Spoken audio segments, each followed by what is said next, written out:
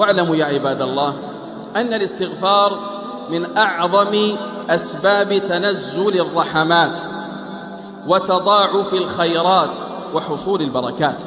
قال الله سبحانه وتعالى حكاية عن نوح عليه السلام: فقلت استغفروا ربكم إنه كان غفارا يرسل السماء عليكم مدرارا ويمددكم بأموال وبنين ويجعل لكم جنات ويجعل لكم أنهارا.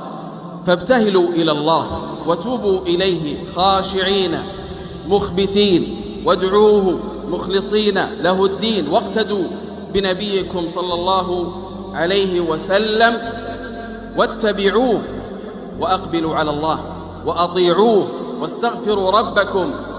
واستغفروا ربكم وكونوا صادقين في التوبة والإنابة، وادعوه جل وعلا وأنتم موقنون.